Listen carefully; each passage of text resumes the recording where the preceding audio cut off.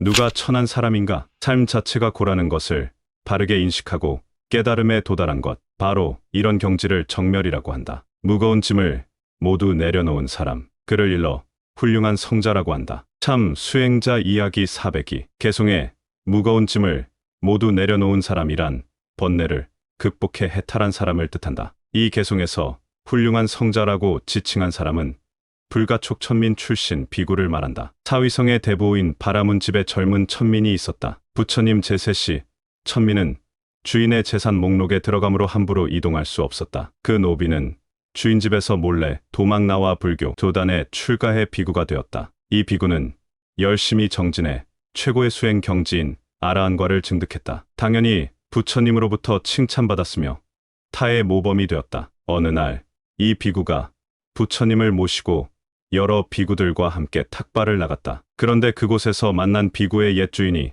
그를 알아보고 부처님께 자기 노비를 다시 데려가겠다고 항의했다. 부처님께서는 그 비구가 오온으로부터 자유로운 완전한 깨달음을 얻었다고 하면서 다시 바라문 집으로 보낼 수 없다라고 말씀하셨다. 우리나라의 조선시대에도 비슷한 상황을 겪은 분이 있다. 서산대사의 스승인 부용영관이다. 영관은 훗날 큰 스님이 되어 주인을 만나 사죄를 했는데 그 주인은 흔쾌히 면천해 주었다고 한다. 앞서 우발이 존자에 관한 이야기에서 언급했듯이 인도는 특히 신분제도가 엄격해 천민은 출가 자체가 어려웠다. 그럼에도 우발이 마부였던 찬나, 분뇨를 청소했던 신이타 등 천민 출신 승려가 매우 많다. 부처님께서는 단지 가문과 태생이 좋다고 그를 바라문이라고 할 수 없다고 말씀하셨다. 즉, 인간성이 좋고 행실이 훌륭한 사람이 바라문이라는 뜻이다. 불교 교단에서는 빈부귀천을 가리지 않았으며 출가코자 하는 사람은 모두 받아들였다. 부처님께서는 법을 청하는 사람이 기녀이든 천민이든 왕자이든 간에 먼저 법을 구하는 사람에게 진리를 설해 주었다. 이런 내용은 부처님의 인류 평등 사상이라고 본다. 신분보다 행동이 중요하다. 부처님이 계시는 시절 인도에는 사람을 철저하게 계급으로 나누는 카스트 제도가 존재했다. 부처님께서는 계급 제도를 반대하며 모든 사람이 평등하다고 주장하셨다. 카스트 제도는 기원전 1300년경 현재 러시아의 코카서스 지방에 머물던 유목민인 아리아족이 인도로 침입하면서 만들어졌다. 아리아족은 처음에 펀잡 지역에서 살다가 점차 동부 지방인 겐지스강 쪽으로 이동했다. 기원전 12세기경에 접어들자 이들은 겐지스 강변에서 배달을 중심으로 바라문 문화를 형성하며 카스트 제도를 도입하였다. 즉, 아리아족은 원래 살고 있던 원주민을 정복하면서 이들을 지배하기 위해 신분을 제도화한 것이다. 바라문들은 자신의 계급을 정당화하고 원주민에게는 낮은 계급을 숙명처럼 생각하며 세상을 살도록 세뇌했다. 카스트는 혈통이라는 뜻의 포르투갈어 카스타에서 나온 말로 16세기 포르투갈 사람들이 인도의 신분제도를 보고 붙인 이름이다. 카스트에서 제일 하찮은 불가촉 천민들은 마을 밖에 거주한다. 이들이 거주하는 집은 작고 천장이 낮아 고개를 숙이고 들어가야 한다. 음식도 낮은 계급 사람이 만든 음식은 높은 계급 사람이 먹을 수 없기에 호텔이나 음식점의 주방장도 브라만족이다. 또 이래서 3급 사람들이 의자에 앉으면 천민 계급 사람들은 바닥에 앉아야 한다. 1947년 인도가 독립할 당시 첫 법무부 장관은 암베드카르라는 불가촉 천민이었다. 만인 평등을 근본으로 하는 불교로 개종하면서 현대 인도의 새로운 불교 운동을 일으킨 인물이다. 암베드카르는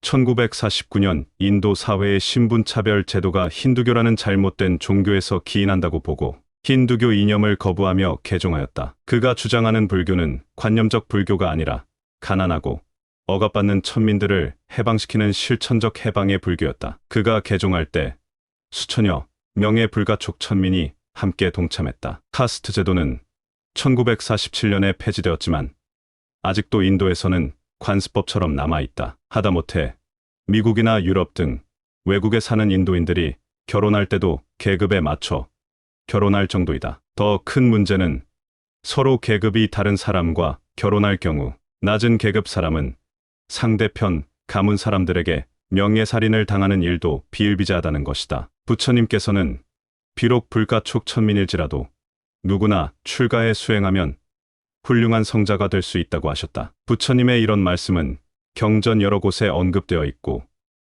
후대의 성불 사상으로 발전했다. 중국 불교 선사상의 토대는 불성이다. 열반경을 보면 모든 중생은 불성을 갖고 있다라는 말이 나온다. 즉, 불성을 가진 모든 존재는 성불할 수 있다는 뜻이다. 불성에 대한 확고한 믿음이 있기에 동아시아 승려들이 출가해 수행하고 있는 것이다. 부처님께서 어떤 계급 사람이라도 귀한 존재라고 했던 이유는 이처럼 모든 이가 평등하게 부처가 될 수 있다는 데 있다. 진정한 만민 평등이란? 자바암경에는 어느 왕과 부처님의 대화가 전해진다. 바라문은 출신이 높으니 혹 범죄를 저질러도 면죄되어야 하지 않습니까? 이 나라에 카스트 제도가 있지만 모든 사람은 평등하다. 모든 사람에게 잘나고 못난 차이는 있을 수 없다. 카스트 제도는 세간에서 차별하고자 지어낸 언어일 뿐 중생은 실제 업에 의해 출생한다. 대왕이여, 혹시 어떤 바라문이 도둑질을 하였다면 어떻게 처벌해야 하겠는가? 설령 바라문이라고 할지라도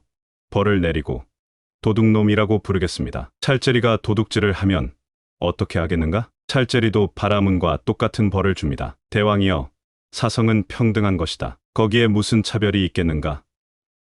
인간은 출신이 아니라 다만 업에 의할 뿐이다. 그러니 바라문들 스스로가 자신들은 제일이고 다른 사람은 비열하다. 우리는 살결이 희고 청정하며 다른 사람은 검고 청정하지 못하다라고 하는 말은 타당한 말이라고 할 수 없다. 바라문이라도 나쁜 업을 지으면 지옥에 떨어질 것이요, 천민이라도 선업을 지으면 하늘 세계에 태어난다. 사성은 평등한 것이요, 잘나고 못난 차이는 없는 법이다. 아무리 금수저를 물고 태어난 바라문족이라도 나쁜 짓을 하면 법적인 형벌을 받는 것이 당연하다는 말씀이다. 금수저를 물고 태어났든 흙수저를 물고 태어났든 간에 모든 중생은 평등하다. 다만 자신의 행위에 의해 천한 사람이 되기도 하고 귀한 사람이 되기도 한다. 그러면 우리나라는 이런 계급제도가 없을까?